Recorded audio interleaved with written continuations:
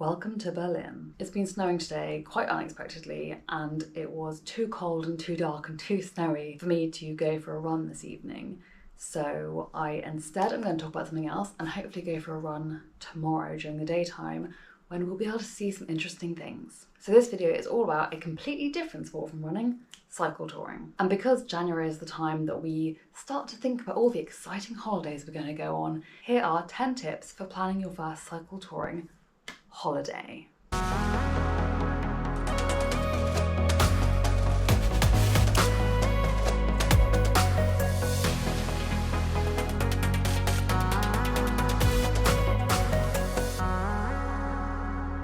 Number 1, plan shorter daily distances than you would usually ride. Just trust me on this one.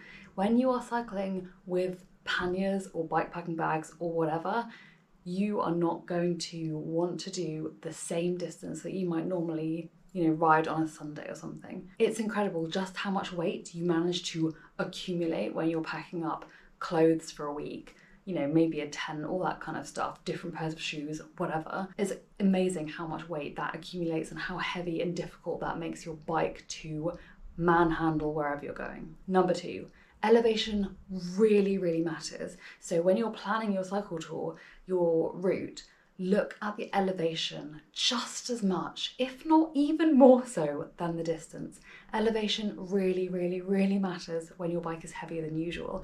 You will go far more slowly. You might not even be able to cycle up some of the hills that you would normally be able to, and you get tired so much more quickly. So if you're cycle touring in a place that is hilly, even if it's not really hilly, just check the daily elevation because it will make a huge difference. Number 3, forget performance, focus on adventure. This is so important. You don't need to be racking up 50, 60, 70 miles a day just because that sounds impressive. You don't need to plan a 1,000 mile cycle tour.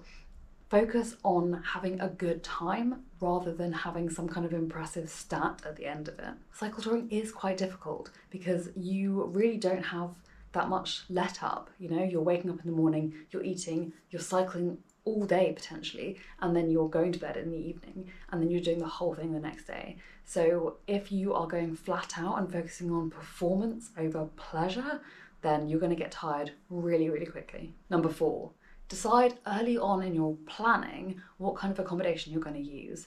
Now, if you're, say, going to northern France, which is where I go quite often to go cycle touring, then campsites are very easy to find along the coast. They're less easy to find inland away from the coastline. And if you're going to camp at all, then obviously you're going to need to pack a tent, a thermarest, a sleeping bag, and everything that comes with that. You're probably going to need a camping stove, that kind of stuff. Whereas if you're instead going to Airbnbs or guest houses or gîtes or whatever else, something that doesn't require you to carry your accommodation with you, then you can probably plan further distances and to different places as well. So before you really start planning properly, decide what kind of accommodation you're going to stay in. Are you going to stay somewhere or are you going to camp and take your tent with you? 5, don't overpack cooking stuff. I know it's really tempting and this pan isn't that heavy and that pan isn't that heavy, but when you put all those things together, everything gets really heavy, it fills up your bags, it means you carry way more than you would usually, and chances are once you really get into the flow of things, you probably won't actually be using that kind of stuff that much anyway. I'm not suggesting you eat out all the time because that's obviously really expensive in a lot of places, but going to supermarkets instead and just eating cold food all day and then occasionally having a hot meal out somewhere often can save you so much weight.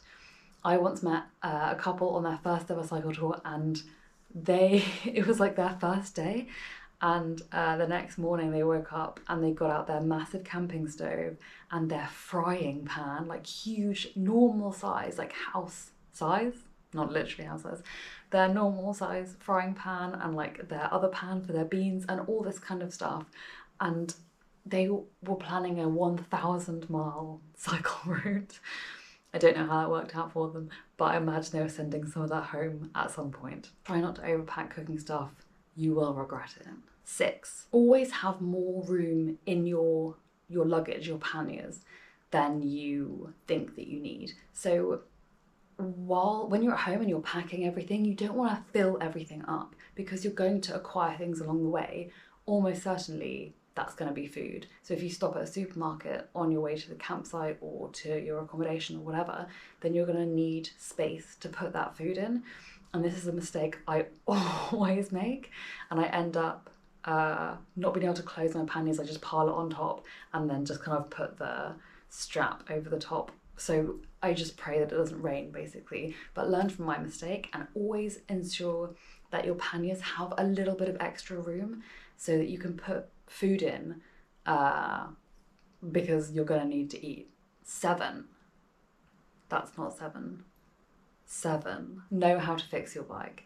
Now, you don't have to be a full-on bike mechanic or anything like that, but knowing how to fix how your bike works and how to fix the basic stuff is going to massively help you, because it means that you can do that on the road rather than having to detour to a bike shop that may or may not be there or may not be open. So carry puncture repair kits with you, carry spare inner tubes with you, know how to, fixing a puncture is the most obvious thing, but even things as basic as your chain coming off, like know how to put that back on again, know how to take care of those kinds of things so that they're less likely to break in future. Now it's 8. Wear great bibs. Now, bib shorts, bib tights, whatever, but don't buy them and then go on holiday.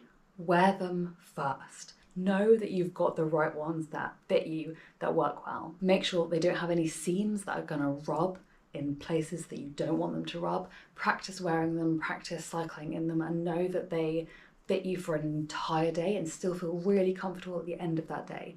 Any kind of tightness, if they're too tight across the shoulders, so they are just not big enough for you, then that is gonna, over the days that you're cycle touring, that's gonna start hurting. If they're too tight around the thighs or the legs or anywhere around there, that is going to hurt and annoy you after a while. Even if you think, oh, I can put up with this. No. After several days in the saddle, you can't put up with it. You also don't wear underwear with bib shorts, bib tights, anything like that, because that just creates extra seams. So you're obviously going to need at least 2 pairs so you can wear one and wash the other one. 9. It's very difficult to hold up. Oh, like that. Oh, 9. There you go, 9. Be prepared for stiff shoulders and neck. Unless you put an awful lot of time in the saddle, normally, like multi-day trips. But this is for your first, these tips are for your first cycle tour, so I'm going to assume not. You're going to be in an uncomfortable position for hours and hours daily. And that can cause very strange pain in the back of your shoulders, like the muscles across here, your traps, and also your neck. I had, on the first cycle tour I'd done in years, I had really bad pain here, just on this side, towards the end of the day, on like the 2nd or 3rd day, and then the 4th day it was so painful all day. And what I've taken to doing is, getting more used to being in that position on my road bike anyway, but I take a tennis ball with me whenever I go cycle touring now, so it's easier to kind of like massage those muscles. But also you can get a bike fit, which just makes sure that your bike is set up for, your size, shape, posture, everything. And that can make your riding position a lot more comfortable. And loads of people are riding around on bikes that are quite a little bit ill-fitted. Doesn't mean you need a new bike, it just might mean that certain things need to be adjusted. But being prepared for some kind of like stiff muscles, particularly in your shoulders and your neck, think about how you might mitigate that. Number 10, avoid busy roads. You don't need me to tell you this, it's pretty obvious, but cycling on busy roads, even for quite short stretches, that's just not what cycle touring is about. Cycle touring is taking the meandering routes, the leisure routes, the scenic routes. They're slow. On a map, you don't really look like you've made that much progress because you've done this when you could have just done that.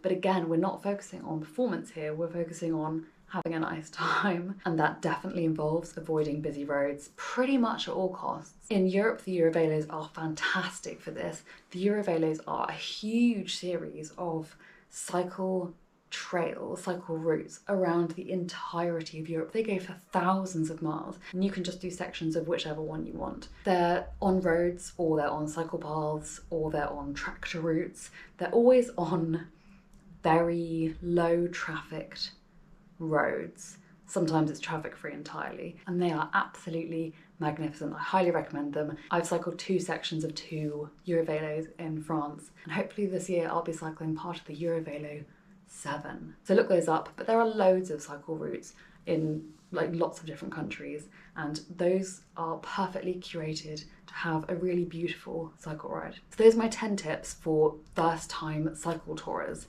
If you want to know anything else about it, then check out my other videos on cycle touring, or hit me up in the comments, let me know what you want to know. I'm not an expert, but I do love cycle touring in a very slow, leisurely way. Hopefully the snow will stop tomorrow, and then I can go for a run in Berlin.